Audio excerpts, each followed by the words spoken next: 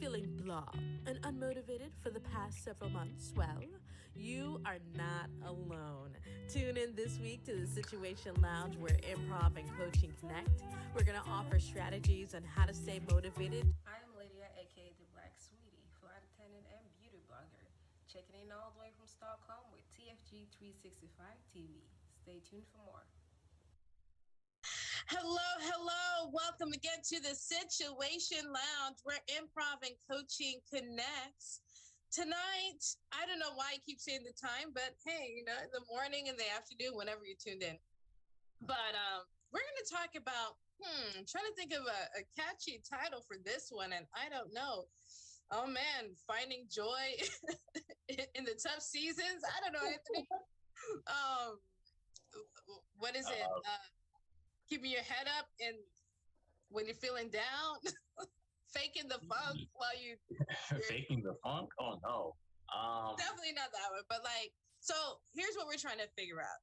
There's a time or part of the journey which happens. It's a very uncomfortable part that happens along the way on the journey to success when you pour your heart and soul into your career, your projects, and it's almost like crickets. It's like, you've invested the time, the money, the resources, and there are times where you just want a little pat on the back. You just want to hear from your peers or those that you are presenting your product to, wow, good job, or you want to get that support.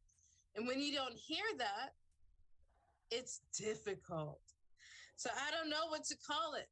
Anthony, help me out. What do you, anything that comes to mind as far as the title? Because we got Anthony Ryan Grant in the building. He's an actor, in Los Angeles, California. And he experiences it in the acting side. I experience it, we both have experienced it in the corporate arena, but just where we are right now in our journeys on corporate and entertainment, it's like, this is something that happens across all industries. Mm-hmm. So how do we navigate that? For me, it's so tough. The importance of self-worth, perception, and gratitude. Hey, wait a minute. Let me write that one down. Let me take some notes. Okay, so go ahead and say that again.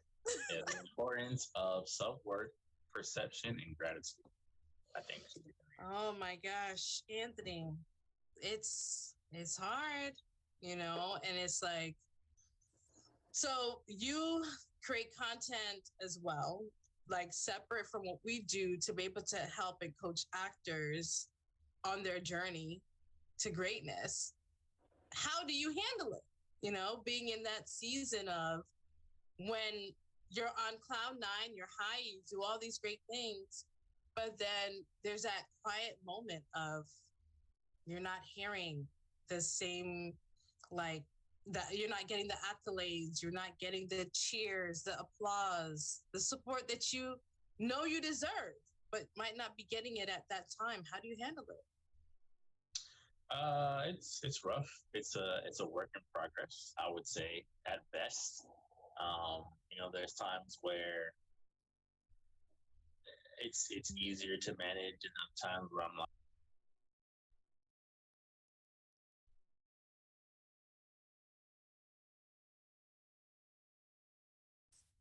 hey, wait a minute. Let me write that one down. Let me take. hear from your peers or those that you are presenting your product to, like, wow, good job, or you want to get that support. And when you don't hear that, it's difficult. So I don't know what to call it. Anthony, help me out. What do you, anything that comes to mind as far as the title? Because we got Anthony Ryan Grant in the building. He's an actor, model in Los Angeles, California. And yeah, he experiences it in the acting side. I experience it, you know, we both have experienced it in the corporate arena, but just where we are right now in our journeys on corporate and entertainment, it's like, this is something that happens across all industries. So how do we navigate that? For me, it's so tough. The importance of self-worth, perception, and gratitude. Hey, wait a minute. Let me write that one down. Let me take some notes. Okay, so go ahead and say that again. Yeah, the importance of self-worth, perception, and gratitude, I think. Oh my gosh, Anthony, it's hard, you know, and it's like, so you create content as well, like separate from what we do, to be able to help and coach actors on their journey to greatness. How do you handle it? You know, being in that season of when you're on cloud nine, you're high, you do all these great things, but then there's that quiet moment of you're not hearing the same, like, that you're not getting the accolades, you're not getting the cheers, the applause, the support that you know you deserve, but might not be getting it at that time. How do you handle it? It's rough. It's a work in progress, I would say, at best. You know, there's times where it's easier to manage, and times where I'm like at maybe like the peak of frustration that I could possibly be, where I just don't understand, you know, why certain things aren't, you know, going the way I would like them to. It takes me some time. Like I would say that over the years, it's gotten a little bit easier. I've picked up new skills and new tools to kind of maneuver through those moments so they don't last as long when it does happen. Because, you know, again, for acting specifically, it's like there isn't like a predetermined goal line like other professions. Like it's not like you get promoted to this position and that leads to that position, that leads to that position. It's like it's in some ways it's like a free for all, where it's like my story will differ from her story, will differ from his story, will differ from their story. You know, and it's like there's maybe some similarities you pick up from, but it's hard to be like, here is my template, here's some things that I did, it'll work for you. It may not work for you, you know? So even if I want to make content, it's like I have to almost like restrain myself to what I know to kind of be more or less universal truths about how the industry works, as opposed to like, here's what I did. Because even if I was like, here is a PDF of what I did year 2, year 3, year 4, and you copy it to the T, your year 2, year 3, year 4 may not look like mine. And I think for me, especially with the title that I gave, like the perception and the gratitude part has been a big part of it, where I try to like stay away from the whole idea of like comparing myself to others, of like, oh, well, it could be worse. I could be doing, you know, like so and so. Like, I try not to do that. I don't think there's something about that I never really clicked with. I've been trying to look at it as more as like, well, I'm glad that I was able to experience whatever it was that wasn't good. I'm glad that it wasn't any worse than whatever the bad situation. This year, blessing, money, testimony. Go to follow, you they go. This year, good.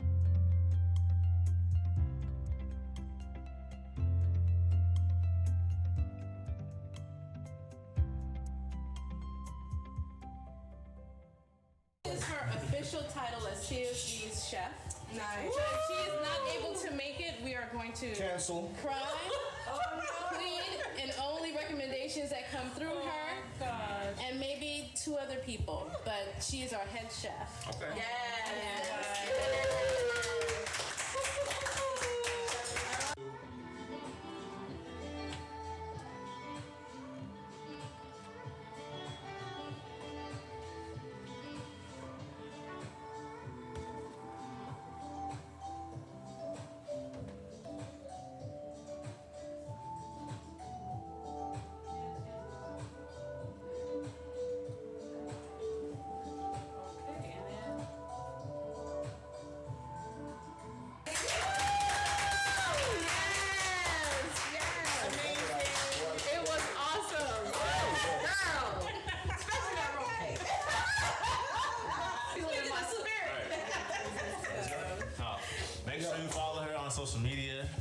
Rashana. Chef Rashana.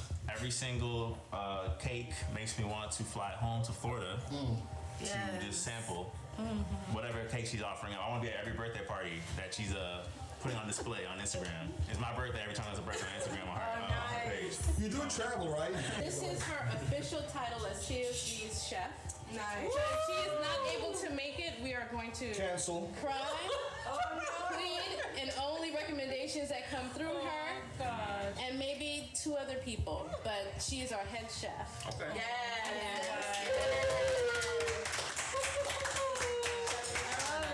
Chef Rashana, endorse all the way. Keeping it 100. Thank you so much, Chef Rashonda. It was awesome. Hi, everyone. My name is Chef Rashonda.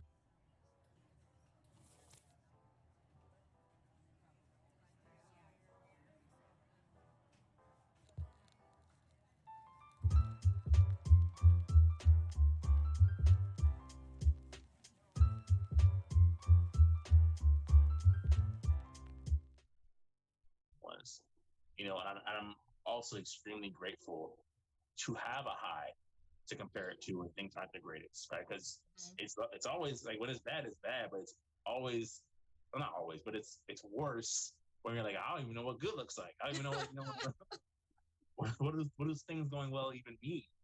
So I can always say like, well, not for nothing. Like I'm very aware of what it looks like when it's going well, and that's where like gratitude and perception and even the self-worth aspect, where it's like you don't want to base your self-worth on the approval of others, right? But even in that history, right, where it's like even with you in your situation, right, in the corporate world, it's like somebody thought that you were qualified enough to get that job. You did an interview and someone else did an interview and did not get that job because they weren't qualified. At some point, there was a perception of like, no, we think Yannick has what it takes to pull this position off. I think it's sometimes in those moments you're like, all right, well, I know self-worth wise, it's been acknowledged before and it can be acknowledged again. And I just have to sort through whatever this is right now, because otherwise I will go back to my corner. When my blackout curtain is drawn.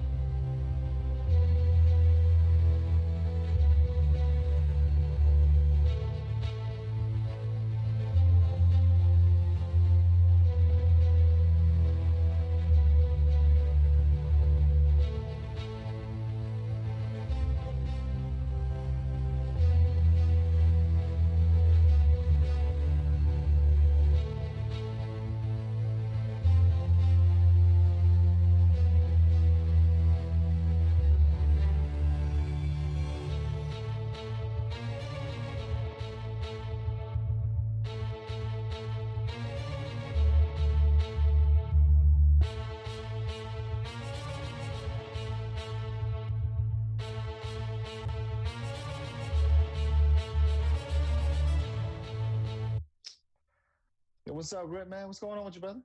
Yo, Kenny, what's good, bro? How are you? Man, I'm just out here in these streets, man. Yo, I haven't seen your last couple of protests. I've been sending you messages, man. You don't respond. What's up with that?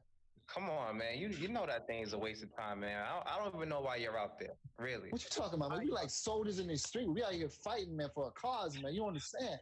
For what, bro? I mean, is it really making a difference? Really? Is it really we making changes. Our lives matter. Look, they did it in the 60s. They did it in the 50s. 70s, we're still doing it. Now we're just taking it to the next level. We out here picking it, you know what I'm saying? They're not listening to us, bro. It's the same thing. And now protesters are getting killed by cops and stuff. Like, it's not even safe to protest. What about our safety? Yo, constitutionally, if they can protest, we can protest. I'm not saying I'm all about that violence stuff. And my boy kind of hit me to, not breaking in. But when we're out there in numbers, you can't ignore the numbers, man. It's passion, man. There's a lot of out there. You know what I'm saying? We got to do this. Man, I hear you, bro. Trust me, I hear you. But it's a waste of time. Have you really, from this protest I just started, has there really been any changes so far? Yeah, man, look at all what's been going on in the news.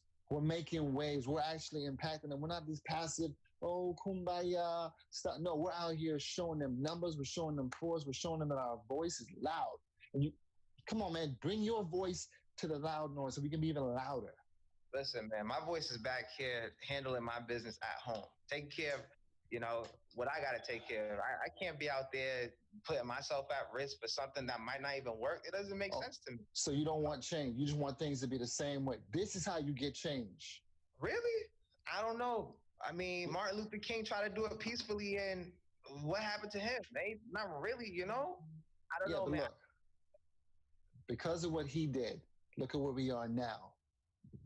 Yeah, some lives will be lost, but that's the price you pay for what you. If you really want something passionate, man, you're willing to go extra. I'll do what I need to do because I want my children to grow up in a world where they're seen for who they are and they're heard. That's why I'm out in these streets. And bro, I respect that. But that's just not my thing. The birds are flying, people are happy, enjoying life until that one negative person ruins your vibe. Yes, that person at school, at work, even at home, messing your entire day up. Let's talk about it on the Situation Lounge. Hello, everyone. Thank you so much for tuning in to the Situation Lounge, where improv and coaching connect. So we have our cast members here from the Situation Lounge and a few other team members joining us. And we're talking about work relationships, right? Work relationships. And what that looks like as far as, is it okay? Do you feel comfortable dating in the workplace or not? Some people say yes, some people say no. But what about those other times when sometimes the lines get a little blurred? Maybe you're a little too nice to someone and they assume you're interested. So take a look at this clip really quick from the Situation Lounge.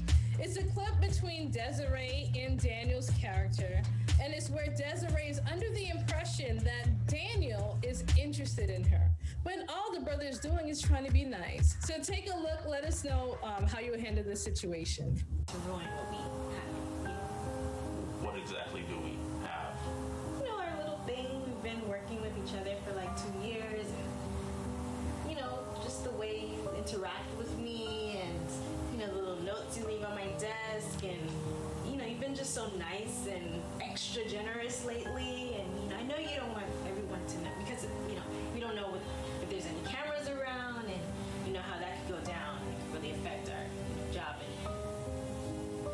And trust me, I didn't tell anyone. I just wanted to let you know the whole Ricky thing. I didn't want you to hear it from him.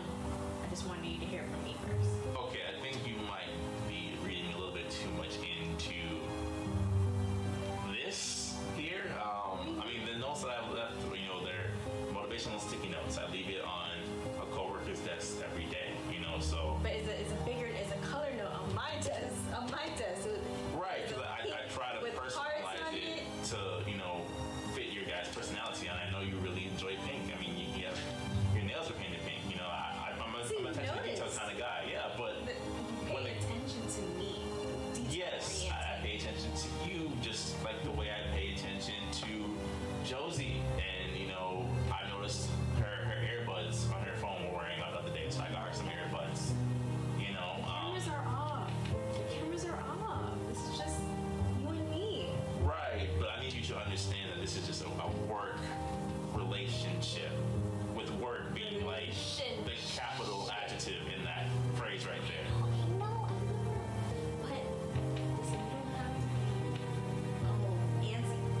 Trust me, it's just between you and I promise. But between you and I, it's just Our work. The thing is work. All right. I just need you to be clear that we don't have anything else going outside of our work partnership. Does partnership work for you better than relationships? I feel like that's when the signals start misfiring. Work agreement? Okay. Yeah. All right. I must be getting punked because this. You know what? Let me know. No, I really appreciate the coffee. Thank you for the meeting. Thank you for letting me know what's going on and that you guys are talking bad about me for the past 30 minutes. I get it. There's no relationship. What else? What's next? Anything more? No. All right. Nice working with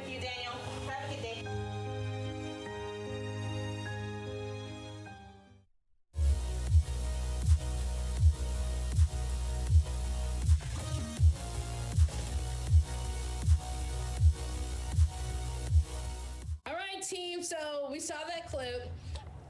What are your thoughts? Like, I'll go with Ebbs and Anthony. I'll let you guys go after Jamal on this one because you're actually acting in this scene.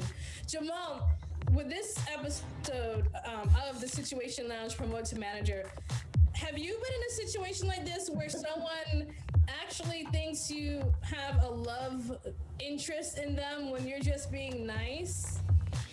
Yeah, I've experienced that a few times. I've been on the misconception side. I thought they were feeling that way towards me, and I've been on the other end. And I think, it comes down to when people are being nice, and I think you're not used to it, but there are certain signs that I think that gets given off where, as a receiver, you're like, oh, that means X, Y, and Z. So that means that somewhere there's a breakdown in communication, but also I think sometimes people will throw things out and pull it back. But yeah, I've been in that situation. And yeah, it was a weird situation to say the least. How did you handle it? Like, was it something where they told you I'm not interested, or did you ask them out and then you found out that way? Like, how did you know?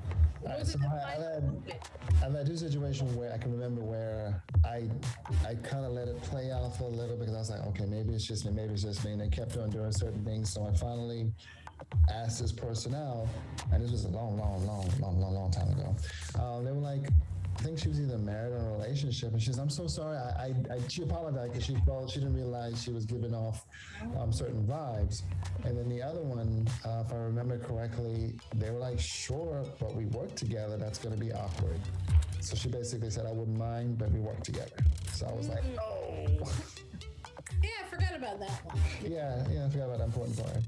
So. Yeah, I have actually. One of the jobs I had, I won't go super specific because I know this is going to be airing out, but in one of the jobs that I worked, it was a situation in which one of my coworkers kind of mistook my kindness and interaction as for something deeper. And I didn't realize, I was completely in the dark. I thought I was just being nice. And, at one point, she told me that, she had feelings for me essentially, and I was very polite, in saying that, I that's my coworker, I think we are building a really good friendship, but it's just, it's not what I'm looking to do, and it was bad. She got really offended. I think, mostly because of this pride to some degree. Mm-hmm. And it got really bad before it got good, essentially. What was that like, seeing them? Do you have to see them every day, or was it like that colleague where you see ever so often? No, I saw them pretty much every shift. And they were in the work area that I was in, so there wasn't really any way to see you when I see you at work kind of thing. But eventually we got back on good terms. I think at that time it was just I put myself out there, you turned me down. I thought you were giving me all these signs with this, and this. And meanwhile, I'm like, no, that was actually this, and it was just oh man, I was just trying to, again, I thought we were just building a friendly work repertoire with each other. So oh my gosh, I can think of a situation where this guy, he called, and it was the morning of my wedding, and he's calling, he's like, hey, what's up, what you got planned this weekend? And I'm thinking because I thought we were just cool. I was like, yeah, I'm just getting ready, I'm really excited, I'm getting ready for my wedding. What? I was like, yeah, I'm getting married. You're getting married? I was like, yeah. He was like, I thought you and I were going to, go out and stuff like that. I had no idea.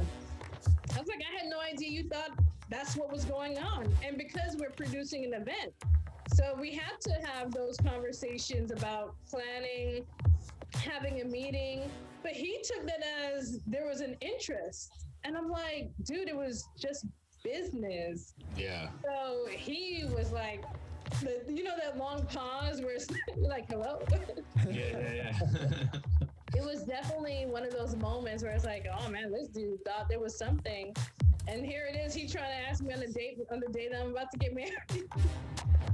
These are like some real situations where you never know. You want to be nice to people, but sometimes it happens. What about you, Ebs? Have you encountered a similar situation, whether Daniel's character or Desiree's character? More so Daniel's character. And it wasn't. It was hard because I was friends with the person as well, and feelings can develop with time, especially when the foundation was friendship. So, and the person started bringing me flowers, and the one flower, okay, thanks. But every week, and I was like, okay, yeah, I couldn't keep accepting because they would think my acceptance is me saying, yeah, I want to try us out or whatever the case is. So I definitely would say it's not a one-size-fits-all situation. It was a bit much, you can be but you. we were able And unless that person is married it was or an in awkward a relationship, you automatically know, hey, you know what? As far as Boundaries dating in the already set, but workplace, if it's a I've done case it of where before, there's but no it was, there was a lot of people was working boundaries, I in think the it's workplace, just so stay and we focused on weren't your work, like stay focused on what you're doing, and if you working as a happen to team, develop like something various organically, teams in one building, so I you barely just gotta ever be saw them wise and unless smart it was about like it. lunchtime or whatever. and But I understand will there's a risk say with that. is a lot of people like to get in your business, so sometimes people like to gossip and stuff like that, and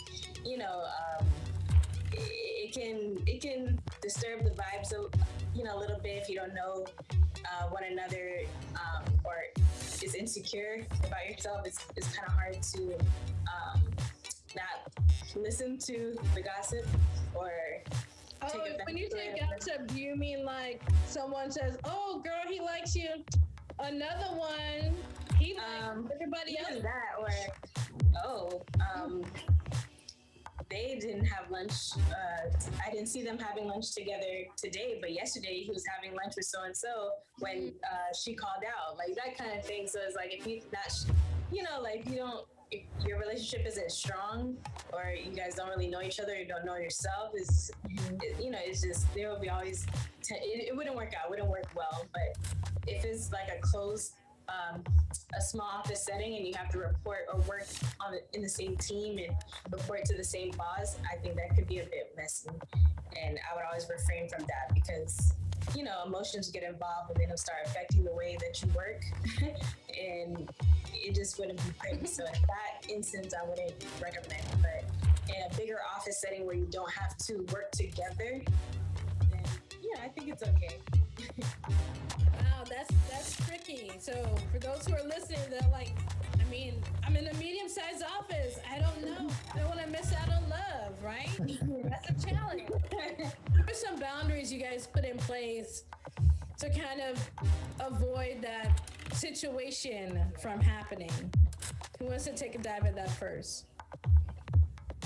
And when you say boundaries, you didn't mean like if you go to a job and you're like, okay, I'm not going to date. You mean like that, or? Mm-hmm. Or like because everyone on the team, pretty much everyone